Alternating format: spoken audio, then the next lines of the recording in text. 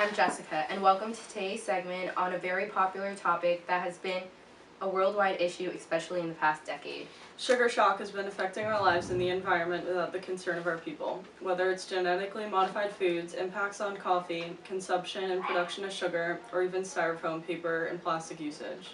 Today we are with Professor Alex Thole here to tell us a little about genetically modified foods and its impacts.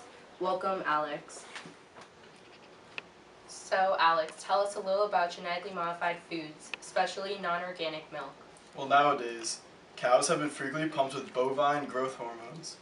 This hormone is injected into the cows every other week to force them to produce more than they normally do. So how does this hormone affect the cows? The injected hormone leaves a lot of negative effects on the cows themselves. First, cows are prone to udder infections called mastitis, which is a condition that can increase the amount of cow's pus that ends up in milk. Also, since mastitis is treated with antibiotics, there are remains of residue in the milk. The bovine growth hormone stimulates the production of insulin GF1, which creates more milk. This may seem beneficial, however, it can lead to breast, prostate, or colon cancer. Does this affect the environment in any way? Technically, yes, because we are pumping a species with unnatural levels of hormone, which is killing them earlier than they would. Now that you informed us on the impact on cows and the environment, I'm curious as to what the effect is on people for us who drink this milk. Well, for those that drink the milk, they are ingesting pus and bacteria, as well as antibiotic residues, which raises our chances of diseases such as cancer. Wow, I never would have imagined the milk we drink being contagious. Now, why don't you tell us a little about the king of genetically modified foods, which I believe is corn. Yes, you're right. Corn is definitely defined as the king of genetically modified foods. Corn is actually grown in a pool of pesticides. In fact, the U.S. has more than 100 million acres of farmland strictly devoted to genetically modified crops. The corn industry brings $80 billion a year, and with the use of products such as corn syrup, beverages, cereals, the growers are not slowing down the use of pesticides, but actually speeding up. Farming corn is increasing drastically and keep up with the demand because these farmers refuse to change the way they grow this product. And how does corn affect our environment, as well as the people? Well, corn companies are disrupting with the natural makeup with corn in order to kill off rootworms from hurting their corn, but now species seem to be immune to the pesticides. Because of this, they are increasing the use of pesticides, which is harming the atmosphere by releasing toxins. For the people consuming this corn, they are eating genetically modified foods that are not healthy in any way for their bodies. That's terrible. Well, thank you, Professor Alex, for being here and sharing your findings. Thank you for having me. One thinks we should be eating is the one causing most harm. Well, now that a lot of us are aware that products such as styrofoam, plastic, and paper products affect the environment, one of our reporters, Joseph Mulholland, has taken the liberty of finding a little more information on this topic. To you, Joseph.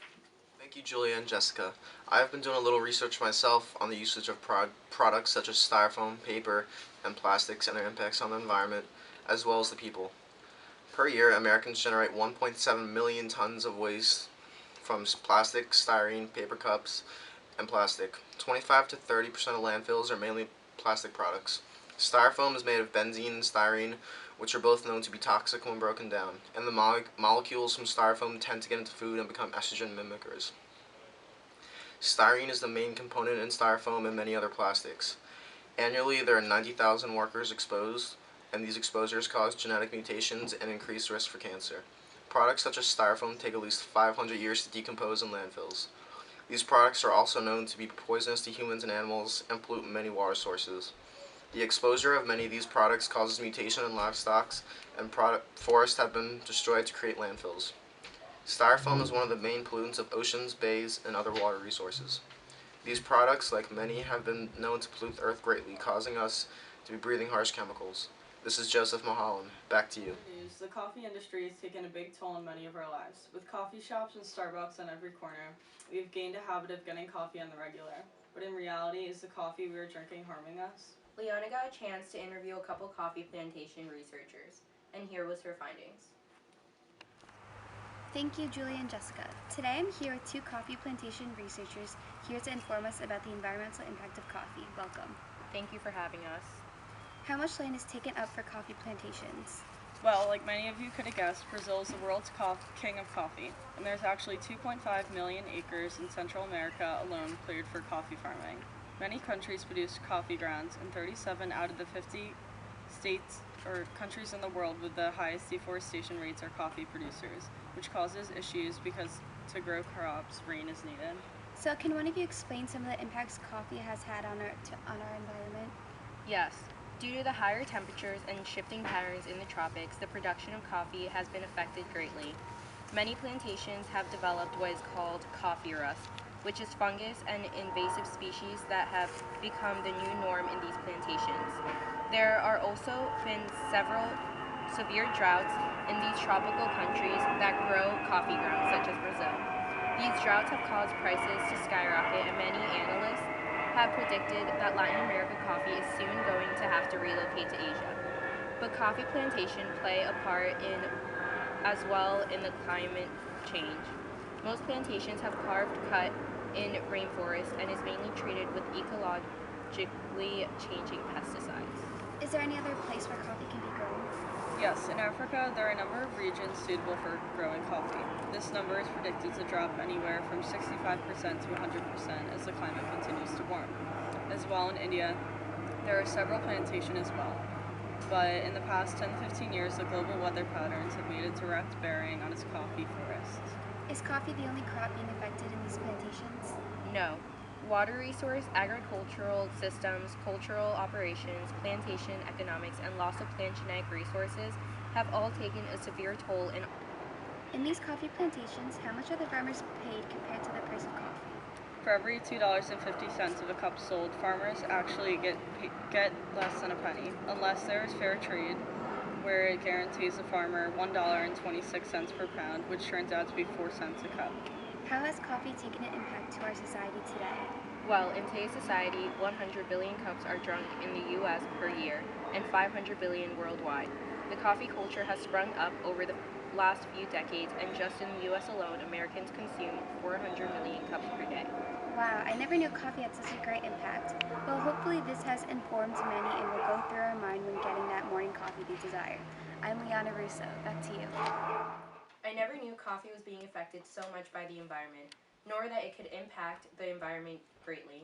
We all love sweets, and what makes these foods sweet is sugar. Sugar is in mainly every food we eat, whether it is a pie or strawberry, but sugar is affecting our environment for the worst. Here is a small segment done by our very own Liana Russo on sugar consumption and production. In the world, which is approximately 110 pounds per year. The average American consumes 126.4 grams per sugar, consuming the most sugar per day compared to many other countries. Today, the average German consumes 102.9 grams per day. The average Dutch consumes 102.5 grams. Average Irish consumes 96.7 grams per day, and the average Australian consumes 95.6 grams per day. And the sugar is still accumulating each day. In sugar production, sugar is responsible for more biodiversity loss than any other crop. Habitats are being destroyed to make way for plantations, and is affecting the soil, water, and air. Water on the reef suffers from large quantities of effluent pesticides and sediment from sugar farms. Rivers in Africa and Asia have dried up due to the thirsty, water-intensive production, and soil fertility has declined by about 40% in the last 3 decades in heavy sugarcane cultivation regions. Plus, pollution is caused to the air. As well, plantation workers in Central America are dying of chronic kidney disease due to the heat, stress, and hydration. At these plantations, water is not supplied, people collapse, faint, and vomit during the process. It is actually the second most common way of dying in Adalberto. Sugar affects the environment because habitats are being destroyed, and the soil, water, and air are being polluted in order for sugar to be produced. Sugar also affects the people because sugar does not only harm people's health, but the people working these plantations are being harmed by their harsh and deadly working conditions. We eat sugar every day and think of it as no big deal, but because of sugar, our climate is warming and people are dying. Unbelievable how something so sweet could cause so much harm. Well, that is all the time we have today. I'm Julia. I'm Jessica. See you tomorrow. Have a great day.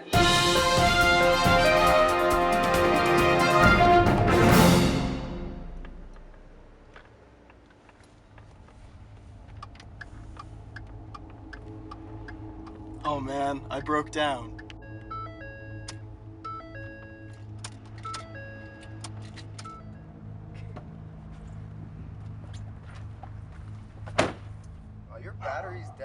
You should definitely get Jump No More.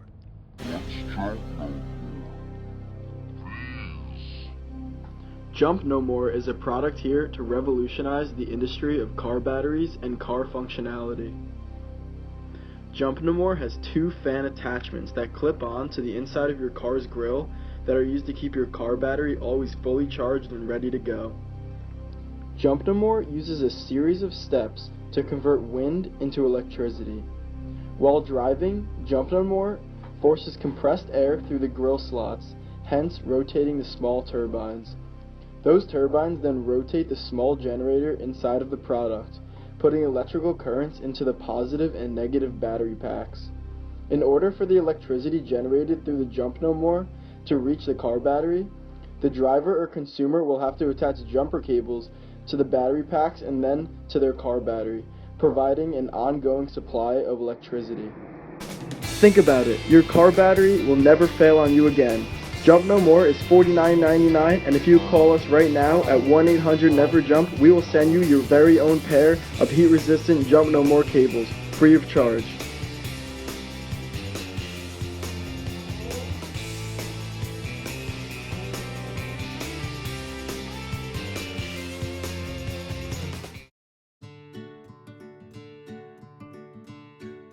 Consumption and production of sugar, or even styrofoam, paper, and plastic usage. Today we are with Professor Alexander. I'm done. Other news, the coffee industry has taken a big toll on many of our lives. With coffee shops and Starbucks on every corner, we've gained a habit of getting coffee on the regular. But in reality, is the coffee that we're drinking harming us? Liana got a chance to interview a couple coffee plantation researchers. Are you kidding me? Water resource, agricultural systems, cultural operations, plantation economics, and loss of plant genetic resources have all taken a severe toll, and all crops inside coffee forests have been affected. In these coffee plantations, how much are the farmers paid compared to the price of coffee? For every 2.55 million acres in Central America alone cleared for coffee farming. Many countries produce coffee grounds, and 37 out of the 50 countries in the world with the highest deforestation rates are coffee producers, which causes issues because to grow crops.